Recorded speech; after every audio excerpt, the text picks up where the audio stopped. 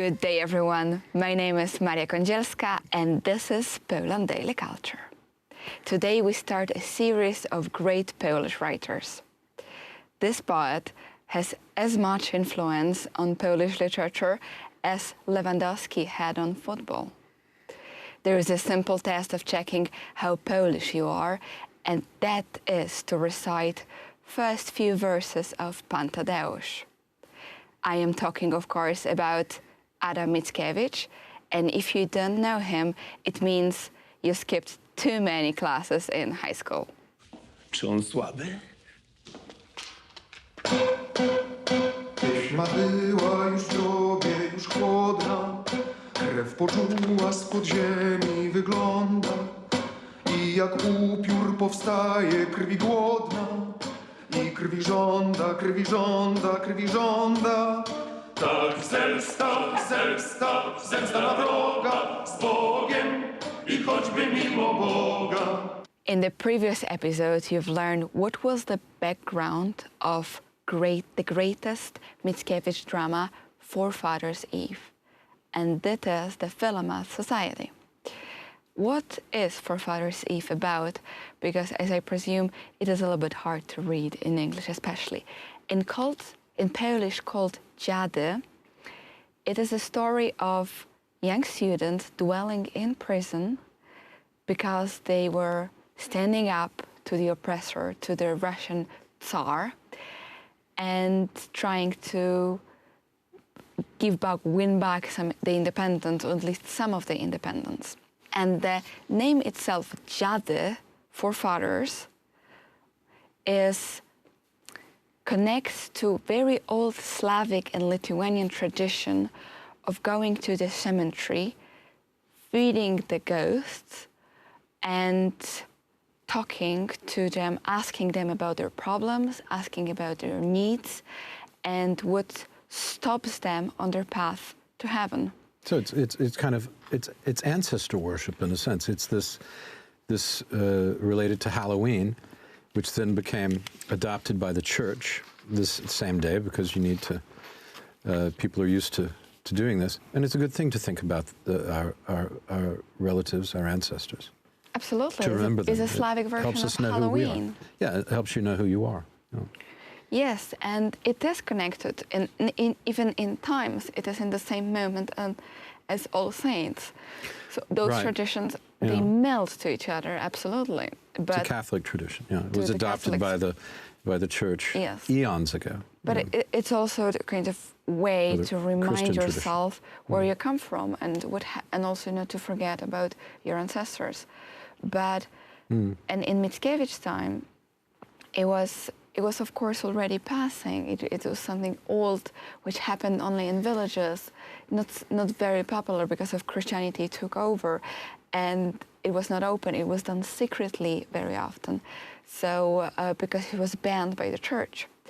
But they kept feeding the ghosts, feeding and asking what's their trouble, what's their need, and Mickiewicz in those parts showed all about his philosophy of life. What is a good life? What is a bad life? And what you have to go through in order to get to heaven. And there is a young lady who, for example, never got married, never, even though she was invited by men, by boys, but a surprise. But she cannot enter heaven because she didn't really live a real life. That's what Mickiewicz is saying.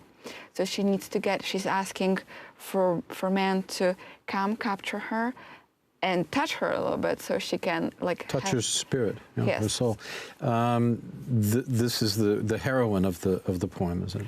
No, that's not the heroine. It's one of the characters. Yeah. It's one of the characters. Yeah, but when the ghosts are summoned, not only a ghost comes also a kind of a vampire or a phantom.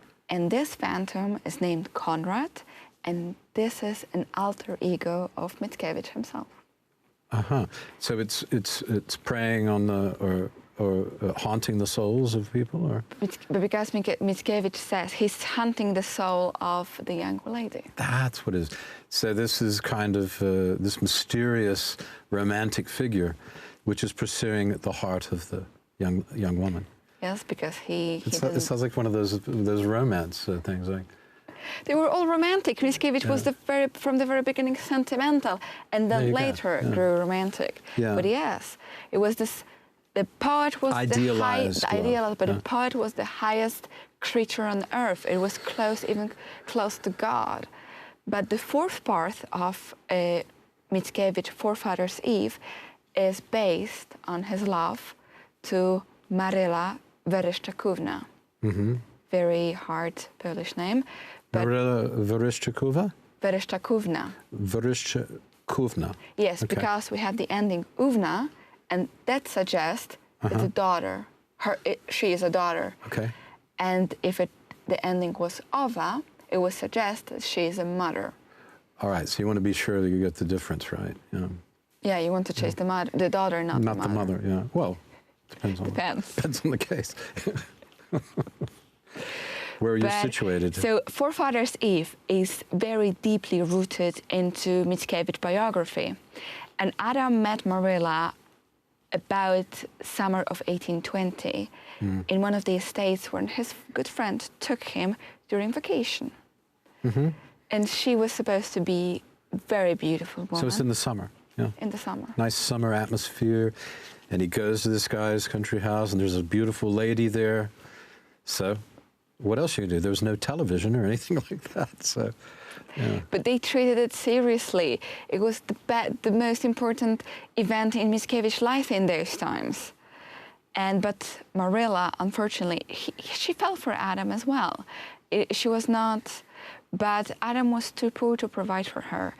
And also, she was already engaged to another man, to Count Puttkamer, Wawrzyniec Puttkamer, whom she married later the next year. Well, he had money, and Mickiewicz didn't, as is often the case with writers, but or musicians, or it's only nowadays that writers and musicians, or in the 20th century, you can say that they made so much money potentially. But it's worth saying, or asking anyway, wasn't Mickiewicz also a nobleman?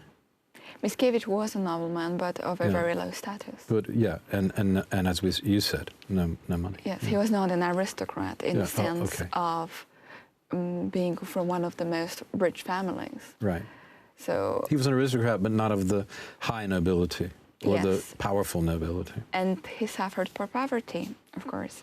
And since he couldn't provide, he was learning to be a teacher. He needed to provide for himself for his life. And if he would be an aristocrat, he would need to do it. He would just have money, and he could just write all the time and go about. Yeah. Yes, but then he would have another problem, as Słowacki had. Słowacki came from a rich family, but was all his life jealous of Mickiewicz. Why? Because Mickiewicz has huge fame. Yes. And even his mother liked Mickiewicz. It's the risk, isn't it? Kraszinski also was, he's the third of the great poets, but he also was very wealthy. This one was the wealthiest. He didn't need to care about money. He could actually lend a little bit to Mickiewicz, that would be fair. Did you know there's a place in Warsaw where Mickiewicz and Kraszinski and Słowacki meet, and it's called Plac Wilsona. Yes. Which is named for President Wilson. And it's probably the place of the biggest quarrel on earth, because those three guys hated each other. They hated each other, yeah. They were haunted by each other's because of the fame and success. Absolutely. But funny thing, two of them are buried next to each other right now, so for whole eternity. Which two? Słowacki and Mickiewicz. Where are they buried? On Wawel. In the Wawel Castle, they're buried together. It's worth saying that, yeah. Absolutely, but we will come back to this. Mickiewicz is still alive in our story. We're going to get there. And in the moment when we are. And back to Marilla. Marilla became the love of life of Mickiewicz. He would always refer back to her, and he became not only one of the biggest heroines in Forefather's Eve, but also an addressee of one of Mickiewicz's poems, 2M, obviously, which is part of ballads and romances published in 1820. And it is important publication because from this moment, historians count the beginning of Romanticism in Poland. Ballads and romances, they later said that they were read mostly by women working in kitchen and taking care of kids, and just behind the desk, they were reading Mickiewicz. Funny thing, if you are able, check this book, actually really amazing poets, and stay tuned because Mickiewicz's story doesn't end there. Thank you very much for watching Poland Daily Culture.